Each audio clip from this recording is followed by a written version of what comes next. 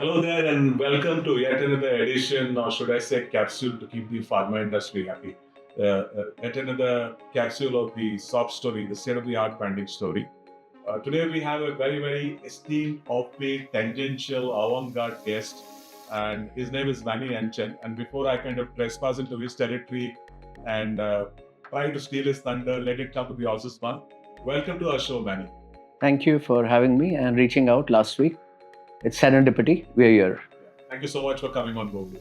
So let's, as I say, begin at the beginning, right? I'm very curious to understand your journey and the why behind what you do. All right. So I was born in Bombay. Now it's called Mumbai. Um, I have a strong affinity to this city. My mother was born here. She went on to become a stellar woman at RBI. She was an economist. She worked there for 29, 30 years. Then she took early retirement at 51, 52 because she didn't want to leave me alone in Bombay. I was a youngster and she got a transfer promotion to Bangalore. She said, no, enough, 30 years is a good stint. And I respect her for that. I grew up in Bombay in Santa Cruz. Cricket was my passion. So I ended up playing first class cricket in India. I played Premier League in the Middle East, but that was my passion. I always wanted to be a banker like my mother. So the joke was that I had banking in my blood before I was born. And I had an amazing 25 years career as a banker. I started as a management trainee, finished as an executive director, reporting to the CEO at First Abu Dhabi Bank, which is probably the second biggest bank in the Middle East. As you're aware, you live there. I worked in India, parts of Asia, Africa, Middle East, Europe. I went to the US to Harvard and Columbia. And, as life happens, I went through some tough life experiences, divorce, losing my dad, etc. 4 years were very cathartic. And that's when I decided to seek a higher purpose. And I was like, what am I doing? What's the reason I exist? It surely cannot be made to make money, drive a fancy sports car, live on the marina. So I had a life, millions would have loved to be in my shoes. But I was a broken man inside, so I decided I'll take a year off. You've seen the movie Eat, Pray, Love. So I had my version. I went to Bhutan to study the GNH index, monasteries in Nepal, Sri Lanka, Goa, Golden Temple, Japan. So I had a very spiritual year, 2019. I lived off one suitcase. That's it. That was my only belonging. And when I would come back to Bombay, I would stay with my mom on her small sofa exactly like this because I just wanted very basic living. Of course, I had a room, but I wanted to spend time with my mother. She's getting old.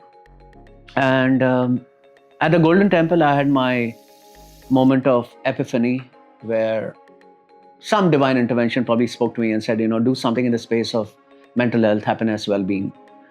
And when I came back I was living overseas for 13 years, I reached out to probably 100 people, right? A lot of people I gave jobs to and they rose up the career. And I can tell you only 3 people met me for coffee. It's a very alarming statistic. Of all the people you help, they have no time for you. And I said, what's wrong with this world, right? Anyway, so I started that journey and then COVID happened. And it's been 4 years plus, and here you are. I have a lot of gratitude every day. We get a chance to touch people, make the world a better place, one kind soul at a time. So that's my ethos. Lovely. I think there are some overlaps which I'll share with you probably offline. Thank you for kind of starting off so beautifully. There's a nice, I know why you're doing it now. So you beautifully articulated it. That gives me a chance to segue into our next bit of the conversation. Mm-hmm. It is like branding the inner citadel. You've come through that journey. And how do you brand the inner citadel? Because that SOHB story, at State of the Art Branding Story, we talk about branding from the inside out, right? And if our heart state is the ultimate brand, and a contented soul, is what we are, then I wanted to understand what do you see, in terms of what would the logo of a contented soul look like? Will it be a visual? Will it be a feeling? Will it be some action?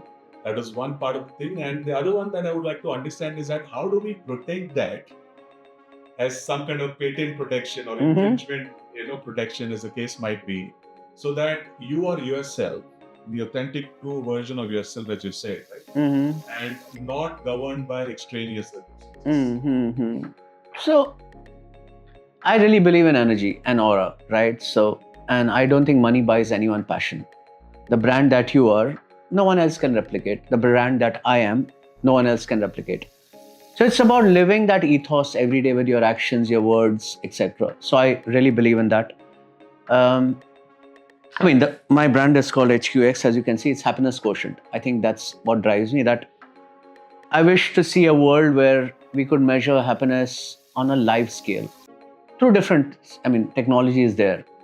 So what is happiness? Happiness is emotional well-being, social well-being, spiritual well-being, financial well-being, physical well-being. So let's say 5 states. I call it the FEMP model, which is my model, FEMP, right? FEMPS, yeah? Now, mental health largely is invisible, right? Your children are maybe in another continent and you're saying, okay, is she fine? Is he fine? But they're never going to really tell you beyond a few words. But what if, like Bhutan has a GNH index, they measure their citizens on a happiness index and they use the study on every year, 5-year economic planning. Now, in a school, in a college, in a workplace, what if on a live scale, on your phone, you know the state of well-being in your organization? That's a game changer. And people who are happy work well. People who are sorted will work well. People who are happy sell well. It's very, very simple. So this is my passion that I work on every day. And of course, we have prototypes of this ready. We keep testing it. But I hope one day, like Bhutan has, countries move towards a well-being index where they measure their citizens. What do citizens feel about healthcare, education system, transportation system, job creation, ecology, all of those things. So for me, that's something scientifically can be done today. I think what was the other part of your second part of the question? So how do we kind of stay true to ourselves? Right. Okay. The authenticity. Yeah. I think, people are very smart, right? You can fool some people some of the time, but you can't fool everyone all the time, right? So it is about living the best version of yourself every day, a tad better. Today, you did some physical exercise. Today, you did some reading, whatever, kindness. Tomorrow, can you match it 1% better? That's it. So every day, if your goal and your path is to create a better version of yourself, I think you're going to be truly transformational, right? Look at it very simple. Out of 8 billion people on the planet, probably 10% think they should make a difference. Probably 10% think. In that 10% make a plan to make a difference. In that 10%, only probably 10% make the difference. So again, it's a 1%. So who do we want to be? Do we want to be the 1%? Or do we want to be 99% and die with regrets? So I think that's what I talk to people when I mentor people, when I speak, within my own team, with my own son. I say, look, give your best every day. Your best could be 100% today, tomorrow it could be 90% because energy levels will change. But don't deviate from the core of who you are. That's what it means to me.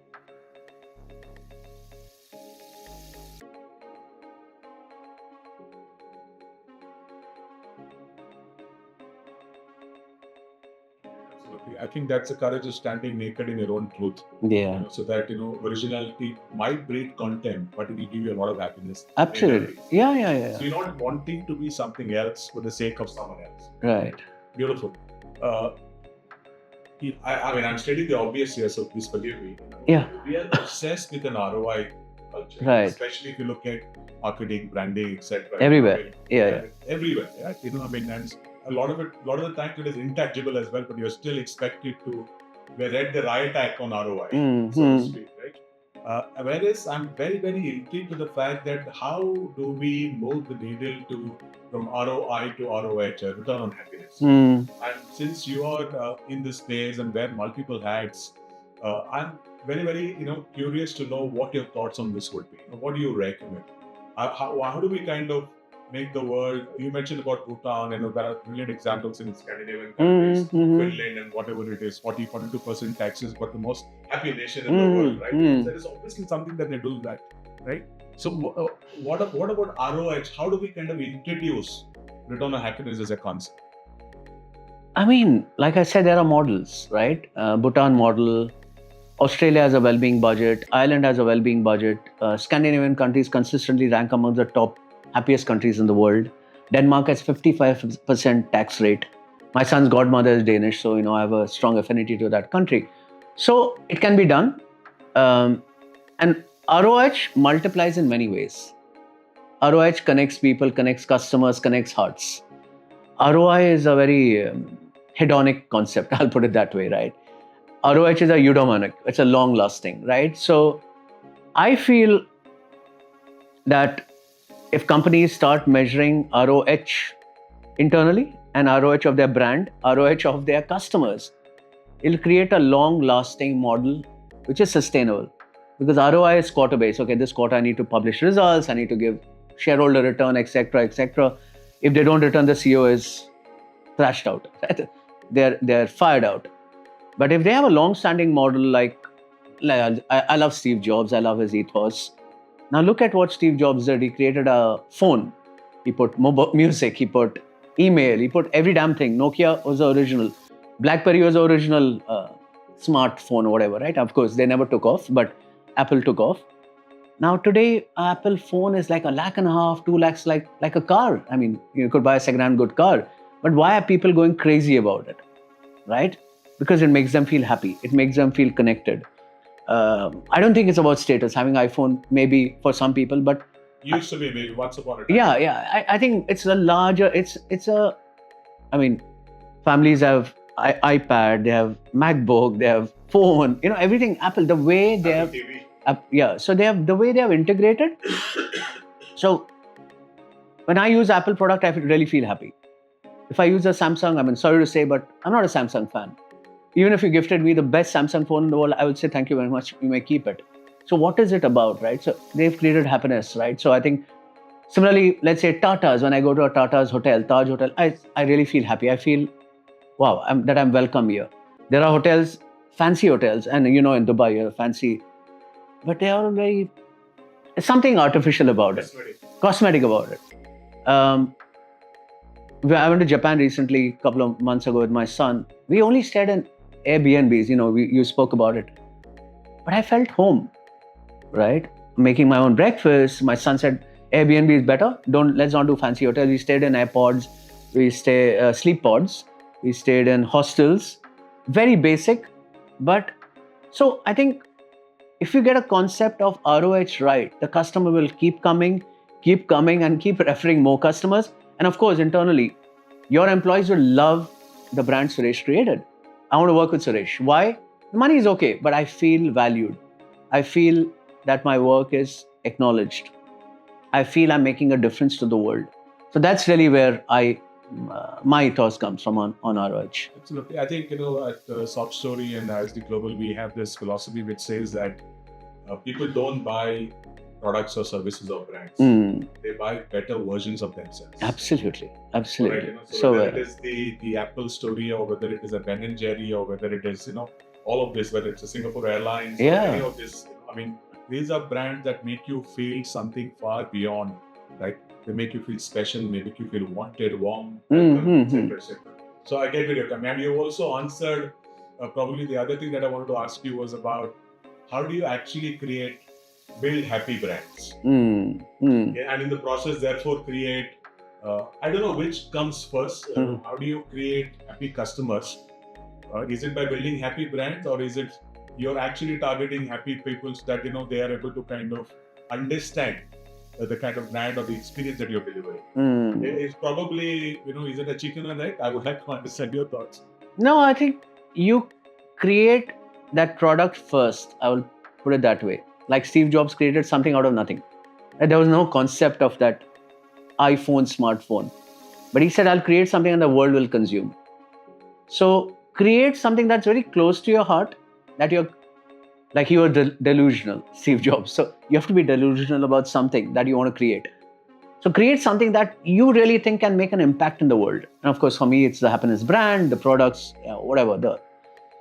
Then number two, hire passionate staff around it, right? Because you can't do everything on your own. So you need a team, a good team. Start small, but you need to have a team that identifies with your ethos, right? They're not there for the money that you give, right? Because everyone can give money, but you need people who feel that part, who feel that pain of why you created the brand.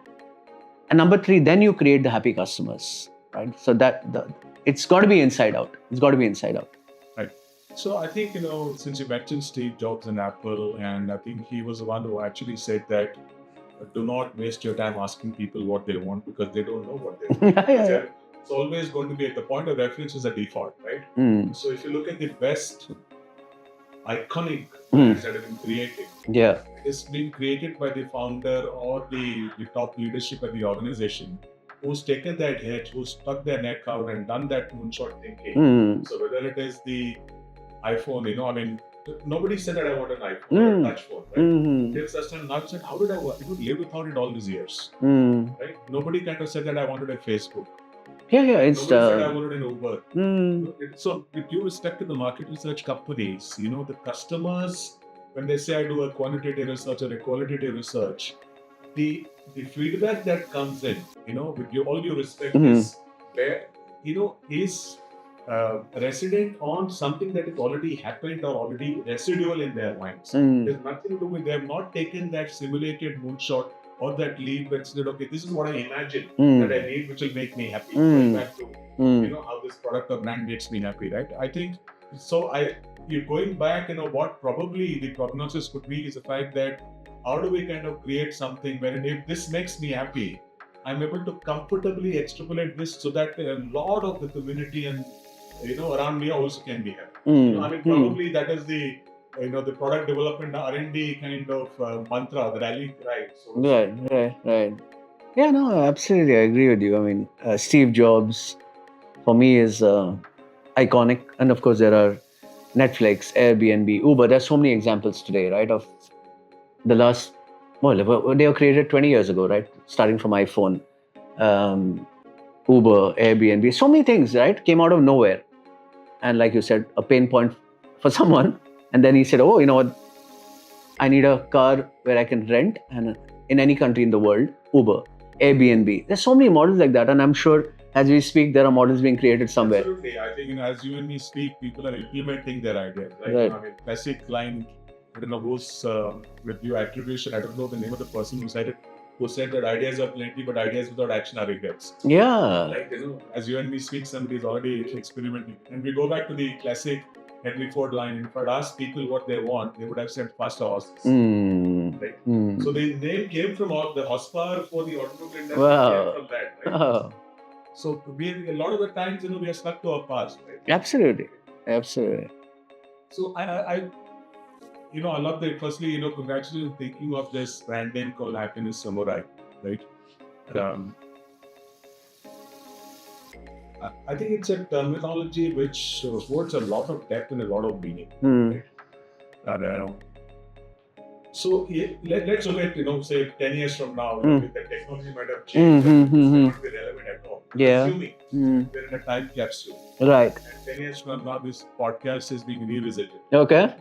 What is the one aspect, one probably incorrigible, unchangeable truth that you want to stick with, even, a decade down the line? Me as a person, I think to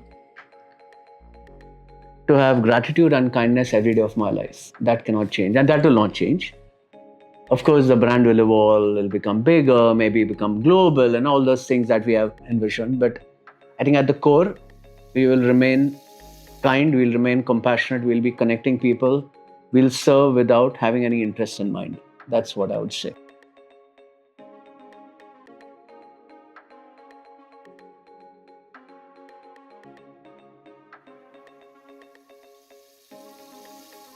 Let me seed this thought into your mind, and I'm more than happy to collaborate and contribute. Correct? And I'll tell you why I'm saying Sure. Um, I feel that I talk to a lot of senior leaders and business owners about this. In fact, I feel that the concept of DEI, the diversity, equity, inclusion, that is probably forced down on people as a Magna Carta because your vision statement actually mentions it somewhere in font 6.2 or whatever. And it is also looking at trying to change or influence people when they're already 30, 35, whatever it is, right? It is no longer an impressionable age, right? To me, I'm not saying that it is the solution, and I'm just putting it out there for feedback and confabulation. I think DEI is a K-12 kid. You need to be from nursery right up to grade 12 when they're more approachable, tenable, impressionable. When they come out, they know for whether it is one voice, one human, one world, whatever it is. It's not about I'm going to go granular and segregate. Oh, she's like this, he's like that, he's from that part. So similarly, given all this, I feel that there could be an amalgam which actually could confluence towards a system or an institution which could be, for want of a better word, how do we kind of look at launching a university of happiness? I mean, that's a dream, right? That's a dream. I think it's. So, I think we're all compelled to take moonshots. So, I think when you put it out there, as you said rightly, the universe would kind of think back and kind of multiply it and offer solutions and find other collaborators coming in. Right. Now, I think it's got to start at the government side very young. In Japan, the first 7-8 years, children don't learn any math, science, biology. They learn values. In Scandinavian countries, they teach happiness from grade 1 to grade 12. So every week there's a lecture of 35-40 minutes. So by the time, Suresh, you're 18, you've done 300 hours of happiness as a skill set. So what's resilience, what's gratitude, kindness, etc. 100% you'll come out better, right? It's a no-brainer. If you learn 300 hours of math, you're a genius. If you learn 300 hours of science. So it's got to start at, like you said, K-12. It's got to start at KG. What is kindness? If a kid doesn't know what's kindness at 5, at 20 when he's finished graduation, what is kindness like, So, I know today's kids are entitled, you know it, right? So, it's got to start there. Then it'll go down to the workplace. At 30, you can't teach someone to be kind. You can't teach someone to have a gratitude mindset, right? Because people are saying, oh, this is for granted. My dad gave me this education. My mom gave me food. My life is good. But when you come at 23, 24, you enter the workforce, suddenly everything is different. You're expected to work. You're expected to have discipline. You're expected to come at 9:30 or 8:30, depending on which part of the world you are. You're expected to respect your seniors because they've got the experience. And that's not what is happening in today's world, right? So there's a lot of dissonance of Gen X with millennials and not alphas, but Gen Zs, yeah, okay? So we have clients in law firms who are 60, very senior partners. They're saying, how do we deal with our 22-year-old paralegal? So it's got to start at the grassroots. I think the Aam Aadmi Party in Delhi has launched some mindfulness curriculum for municipal schools. They went to Finland, they went to Bhutan, they got probably 10% of what the best practices are, but it's made a difference. So imagine if you come to school at 9 in the morning, you start with a mindfulness session. Of course, you'll be centered. So I think that's really what it's got to start at the grassroots. Then it can go to corporates. Of course, at corporates, I feel there are certain institutions which have a chief purpose officer, chief happiness officer, reporting to the CEO. And then things can change because mental health is a crisis, loneliness is a crisis. And how lip service cannot address it. So even at corporates, if they have some session regularly once a week, it'll help a lot, immensely. That's what I feel. Yeah, absolutely. And I think, it's a table stakes that happy people are far more creative, far more productive, far more resilient, of course, far more tenacious than people who have got this grouse and dissatisfaction and probably the unwanted. They carry a lot of negative energies. So So we're living, right? We know for the fact that we're living in this era of personal branding, right? And I'm curious to understand from you. And this is, I'm putting it out there, and I feel that this might strike a chord. I'm not sure. You're the expert. Happiness, I believe, just like vulnerability, can be a huge competitive advantage. Yeah, absolutely. Absolutely. Because the receptiveness, the progressive mindedness to kind of accept something and then probably kind of make it better will come and stem from a place of happiness. Like, so I feel it could be a great competitive advantage. It is not that you're looking only at USP or whatever it is as your competitive advantage, but the kind of people that you have within your organization. Happier people brings you a lot of competitive advantage. Do you allude to that? What are your No, 100%, without any doubt. I mean, if you go to a bank branch and the service rep or the relationship manager or the BM is smiling, 100% you're in a better frame to accept the solution or maybe buy another product of the bank. If you go to a hotel and the receptionist is very kind, happy, and says, "Sir, for $10 more, let me give you a beautiful upgrade." Okay, I'm going to take it, right? In a plane, you think of any McDonald's, like I think you wrote about McDonald's. So, happy customers are attracted to happy service employees. If your employees are happy, they exude a certain energy or a vibe, they will sell more. It's a complete no-brainer. I mean, it starts and ends with the employees. So investment must go into the employees' well-being, happiness, mental wealth, whatever you want to call it.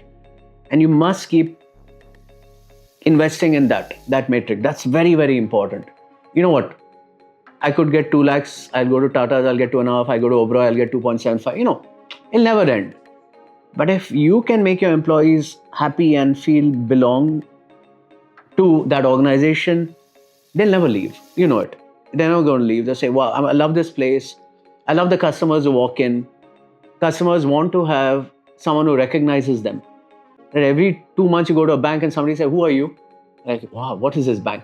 But somebody, at least for a couple of years, say, oh, Suresh, how are you? How's your daughter? How's work? How's Dubai? Oh, okay, they value you. So I think that's really important. And that's connection is very important. Human beings, at the end of the day, want connection more than anything. I think, I think connection, which obviously means that self-respect and dignity, right? Yeah. You have a place in my scheme of things, you're heard, you're respected, you're wanted, you're welcome. Yeah. I believe that, and you see it all the time in organizations wherein that there is that individual, she or he, who is putting her or his neck out to kind of make the other side far more comfortable, far more secure. Yeah. And I think personally what I do is actually I send them a thank you note. And if it is an online thing, I also tag their CHROs. That's great. That individual is, without coercion, like the beautiful saying that leadership is all about what you're doing when nobody is supervising what you're doing. I mean, there are many such individuals, and we should be grateful for that. There are so many individuals who are making this world tick. Right? Yeah, absolutely. I mean, I do that as a practice. So I was staying at the Leela in South Goa. No, it's not Leela. It's another brand which has bought it. And we were there for a few days, me, my son, and I wrote 40 thank you notes to all the staff the gym boy, the breakfast people. And I thought it was a very simple thing of saying thank you, and I want my son to observe it. And I'm sure those people would have smiled when they got a note, right? And maybe I left some small tip, but I don't think that's important. The note was important, handwritten, saying thank you for helping me at the gym. Thank you for serving me that hot coffee. That's very important. And why did I do it? Because those staff made me and my son feel special. It's never about the money. It's never about the money. You can afford the best hotel in the world, but nobody recognizes you. Like, what am I doing here? Let's go to a 2-star, but everyone says, hi, Suresh, how are you? Your usual breakfast is ready. You want your clothes folded. Like, okay, this is what I want. That's really what it is. Right. So, just to, dovetail from that point to an era wherein I think our constant perennial companion is FOMO, right? And big tech wouldn't have us any other way, right? Because they rely on our dissatisfaction, fear, anxiety, right? And I always believe that we are somehow omnipresent in this, what we call the Republic of Not Enough, where we do not have the latitude or the bandwidth to look up from our ledger of lack. Yeah. So, what is one aspect that can serve as an ally, asset, friend, a musician of happiness that can subvert or be a counter to this? So there's one quote that I love of Dalai Lama, and I kind of imbibe it in my life. It says, "You must love what you have and not want what you love." So there's a big difference, right? If I love you as a friend, I love my son, I love my mother, I love my work, my small house, I'm happy. But I keep wanting what I love, it'll never end. I want a 5-bedroom, 6-bedroom, Bugatti, whatever car, right? So I think that's number one. So minimalism is very important. A lot of Nordic countries believe in minimalism and community service.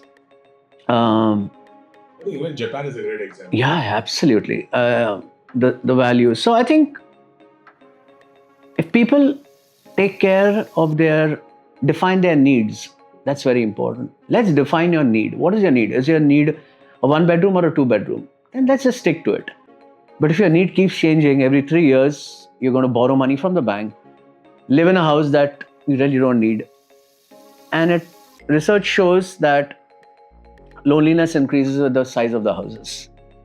If you have a 4-bedroom, you're going to be lonely. If you have 1-bedroom, and you look back at your own life, probably you grew up in a 1-bed or a 2-bed, and there was so much joy. In a joint family. Yes, yeah, there's so much joy, right? There's a nice quote there's a small reel of Jackie Shroff on Insta. I'll try and send it to you later. He says, I grew up at Teen Batti in a small chawl. And in the night, if I coughed, my mother would wake up and sing, Beta, are you okay? Then I became a superstar. I bought a 4-bedroom, one for my mother, one for my children, one for my wife and me. And one day, my mom died in her sleep. If I was in the same bedroom, I would have heard her cry for help. And I think that's such a beautiful thing, that live together, live closer. So define your needs, number one. Wants are good, but a little bit of wants are good. Not too much of wants, right? Because it'll never end. Greed will never end. Lust will never end. Another thing that I tell people is give back to the community. Charity, your time, your money, whatever it is. But do it on a consistent basis. Have a ritual. So for me, the last 3 years, on a daily basis, I give away one thing in my life, which is either physical or digital, which could make the world a better place. So just give off. And even yesterday, my son said, there's a lot in the house we could give out. I think that's very good, because if you give, the more you give, the more you feel better. Living more with less is much better than rather, there's so many people are hoarding things today. And what does the society want? Consume. Instagram wants you to keep consuming. And obviously, the more you consume, the more ads get pushed out. And you end up buying things you don't need with the money that is borrowed to impress somebody you don't need to. So it's a vicious cycle, right? There is a term for it, called stuffocation. Stuffocation. Yeah. You suffocate with all the stuff that you have, right? Yeah. So, for me, my dream world, Suresh, is to let's have a 1-bed or a 2-bed with very minimal things of living. I'll say, what do we need? Few cups of coffee. One pressure cooker, few plates, couple of shirts, couple of kids. I think that'd be a dream. And of course, I'm working towards it, but I think that's what we want to be. And I think that's when true contentment will come.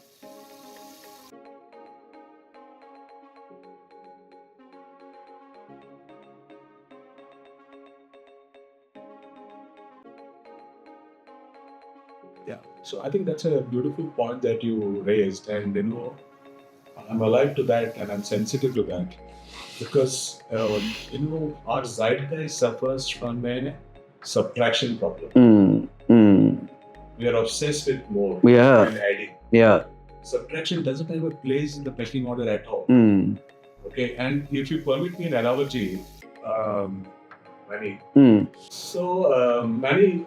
spoke about subtraction. If you look at it, especially the Oscars, from 1981 till 2024, the films that were nominated for the Best Picture was also nominated for the Best Editing.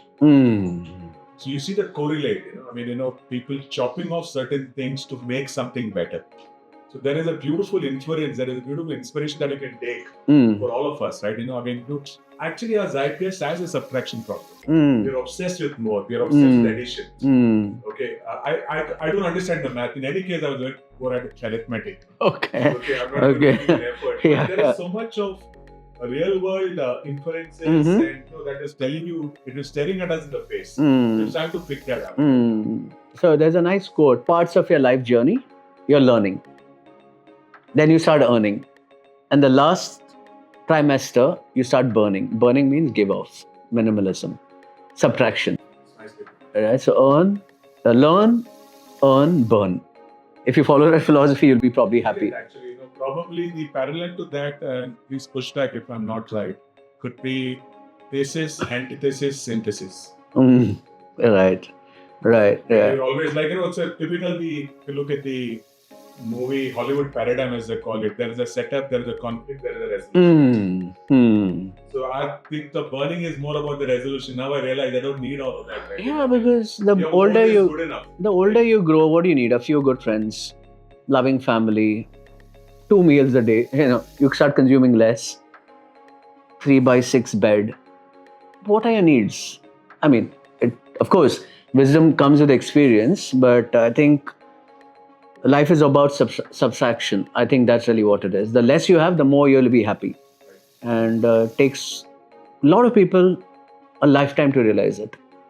Right? By the time, again, I read somewhere that you never see an ambulance full of cash when a rich man dies. Right? Nobody's taking money anywhere. You only take your legacy and what you made people feel when it's time to go. You purposely provoked me into sharing this beautiful quote. If I'm recollecting right, it is Tom Peters who said that when you die, none of your tombstone is actually going to mention achieved 16 consecutive quarters of profit. Net worth, whatever. Right, beautiful. A brilliant guy or a brilliant lady or loved. Loved. Actually, we are all probably veering towards generation next. It's more about GENEROUS ATION. Generation, generous has to be part of that. Right? Yeah. It's beautiful the way you said. Yeah, generous. Yeah, it's nice. Yeah, I like that. And again, there is a vested interest in the next question. Because I admire you for your discipline of writing as an author and accomplished author now with 6 books, if I'm not mistaken, right? And so offline I'll take some tips from you because I'm a wannabe writer, author. Okay. Yeah. So I wanted your thought on how do we kind of pen down the grammar of joy? Because currently we seem to be oscillating between worrying about the past, right, which is regret, and thinking about the future, which is anxiety. So there has to be a middle path wherein we are recognizing what are the syntax for the present, right? As you mentioned, spoke about the power of now, right? How do we live in the present? Right? The present is a present, it's a gift, right? So what is the grammar that you would write something like this? Yeah, like the past is history, future is mystery. Present is a present. It's a gift. It's an opportunity.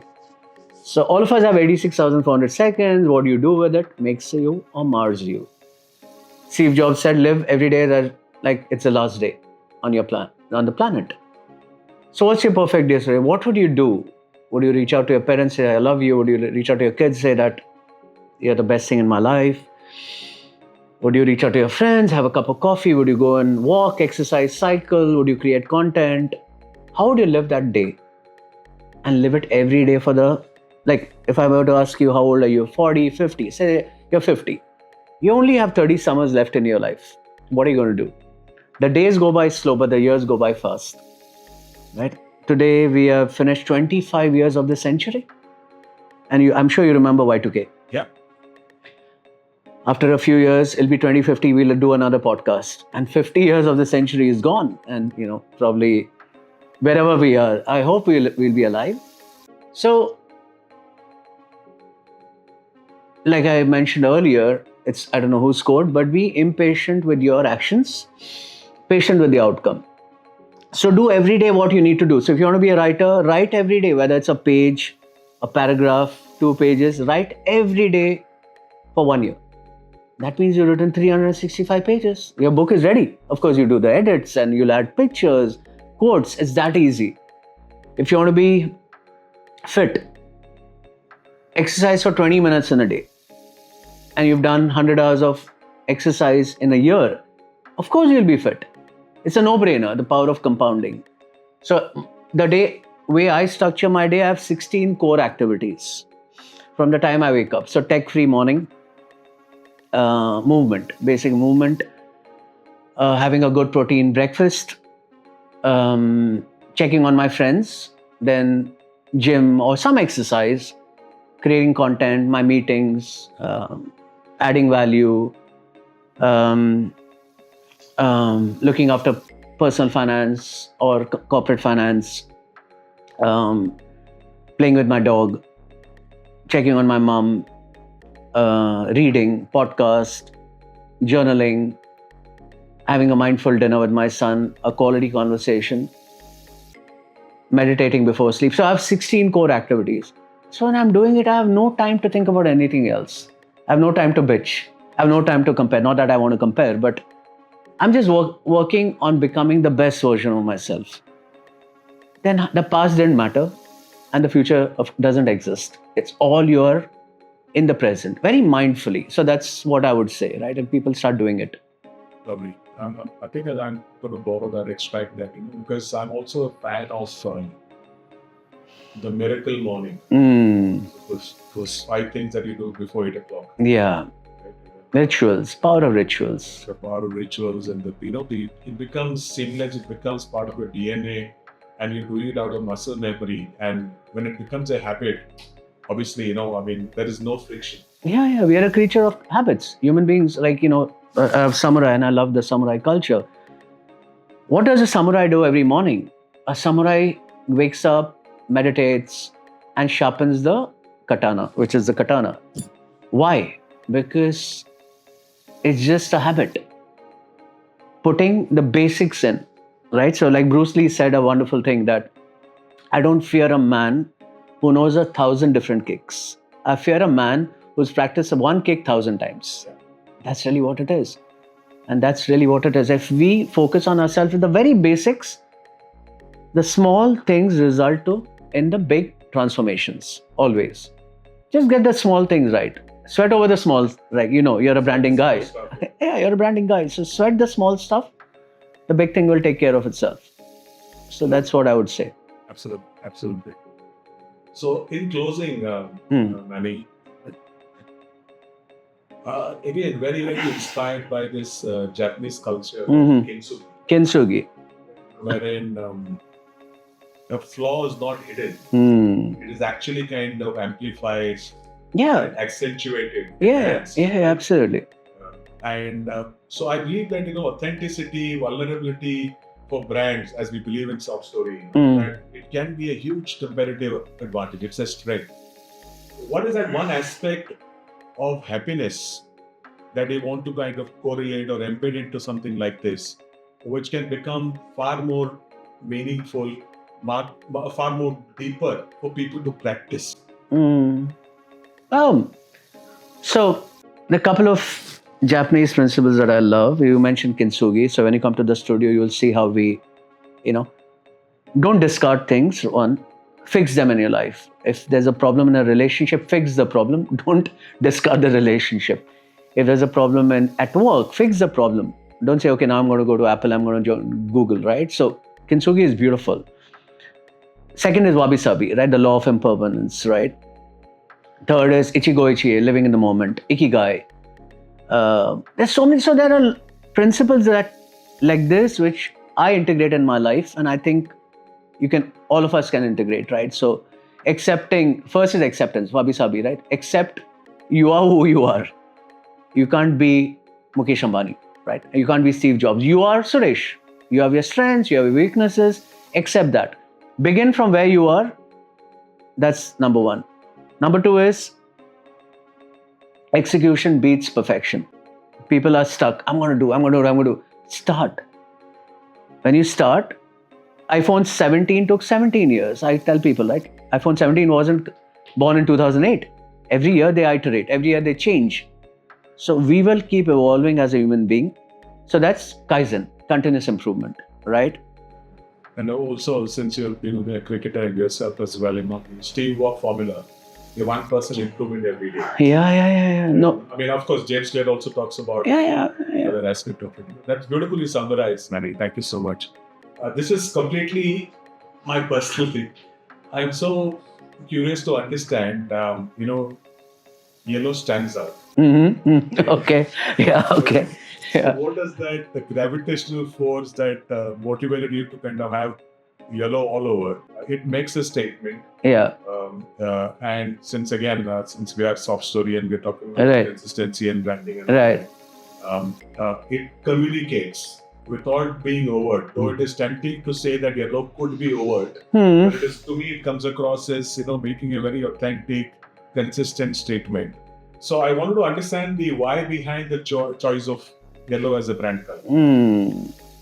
Yeah. Wow. For the last 5 years, I must have been asked this question at least 10,000 times, right? In my audiences and all. So, I mean, I'm going to borrow my book here. If you can see, this is yellow. My branding is yellow.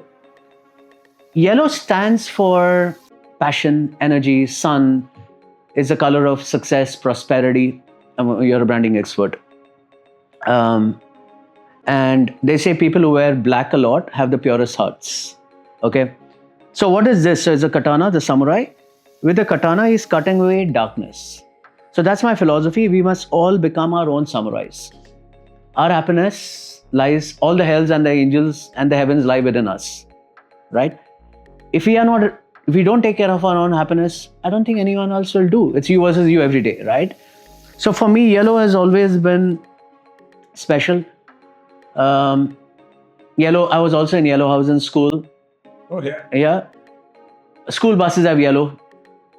So yellow makes people happy. I think McDonald's has yellow in it. Xerox, I'm trying to remember some of the iconic brands which have yellow. A lot of brands have yellow. There's a reason. People gravitate towards yellow.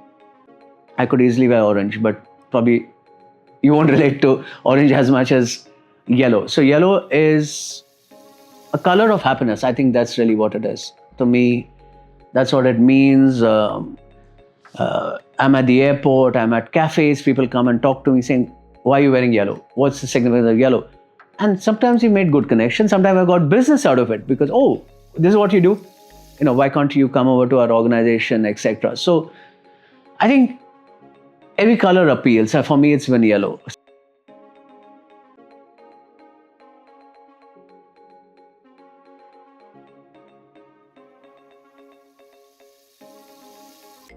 So Manny, you work with corporates, Yeah. you consult, you do mentoring, coaching sessions there. Right.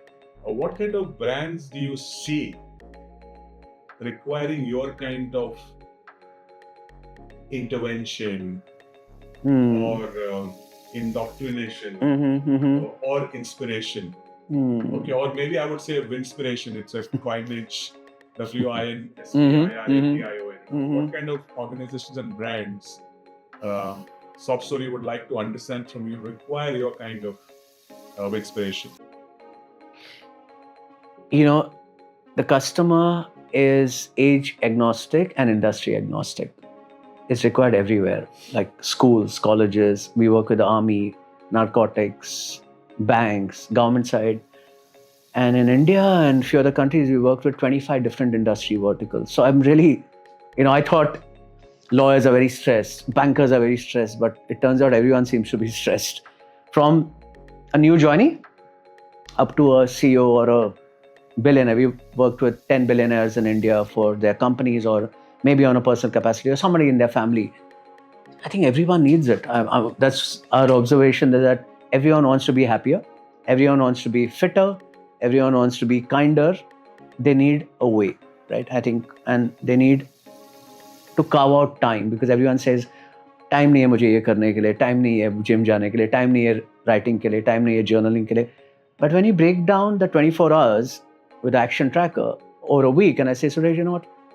2 hours of your day is going completely wasted on something that adds zero value to you. Can you give me 1 hour out of that 2 hours? And oh wow, I could actually do. So I think the more we do, this is the 5th year of work, the more we realize that mostly everybody needs some dose of vitamin happiness. Let's put it that way. Some dose. The happiness quotient. That's well put. That's well put. Actually, this, as I say, are you in the game of the happiness of pursuit or the pursuit of happiness? Yeah, the pursuit of happiness or the game of happiness. Pursuit. Yeah. So I think it's also one of my favorite movies. Right? It's a beautiful movie. It's a true story. I think. You're talking about the Will Smith? Yeah. It's a very good movie. It's a true story, right? So, I think it's written at the back. It says, "Stop trying and start being." People are trying to do things. People are trying to be happy. People are trying to be. They say no, because we are human beings. Yeah. Start being, not right? Even doing. Yeah, exactly. So start being, and I think. I mean, like, if you try to chase a butterfly, you'll never get a butterfly. But if you lay still and build that garden, the butterflies will come, right? And the same analogy you use for anything, right? Don't chase, attract. So if you become the best version of who you're supposed to be, the work will come, the best relationships will come, the best friendships will come, contentment will come, peace will come. But you're trying to chase maybe you'll get it a few times, but they're not sustainable. You'll end up probably broken. So that's what I would say. Yeah, I think that's well summarized. As Ryan Holiday famously put it and wrote a book about it, the obstacle is the way. As long as you're prepared to see it. Yeah, absolutely. I mean, we all grow from our failures. The best times you rose up was from a point of pain or acute failure, disappointment. I don't think we rise from being at the top. Right? Like Roger Federer says that if you stay at the same spot as a world number 1, somebody's going to take you. You got to reinvent yourself, practice more serves, whatever it is. And, like Virat Kohli, you name one person. Ronaldo at 40, look at him at 40, 960 goals. Fit has, I don't know what I mean, like Milan Soman. Look at Milan Soman, Lionel Messi. So many examples today. Big. Yeah. I mean, how old is he? 85, 82? I don't even know. But he reinvented himself after ABCL failed. KBC. He's an institution, and there are so many people like Mr. for brands, and there are lots of things that you can. Our Prime Minister, from where he started, he's in his 3rd term. Incredible. Strong, and Stronger. For all his criticism, he's done great things for the country. Right? He's a wonderful statesman. The world respects him. And where did he begin from? Right? He wasn't content where he began from. Exactly. And where is he? Leading the 4th largest economy in the world, 3rd term. So if you look for good things, you get good things. You look for bad things, you get bad things. Yeah. Every day in the morning, you have a choice. Either you're going to create or destroy. You're going to be happy or sad. You're going to learn or unlearn. The choice is all ours every morning of our lives, right? So that's what I would say. Okay. Thank you. I think that's well put, actually. And there are some great examples there, both global and India. Yeah. One wonderful conversation, Manny. Thank you for doing this with us. And we hope to carry forward this conversation both offline and online. Right. Thank you so much. More power to yellow. Yes, more power to yellow. And as my favorite signature line inspired by Japanese is arigato gozaimasu. So thank you very much. Much gratitude for inviting me. And we'll be connected for life for sure. Absolutely. And I completely reciprocate your feelings as well. Thank you. Thank you.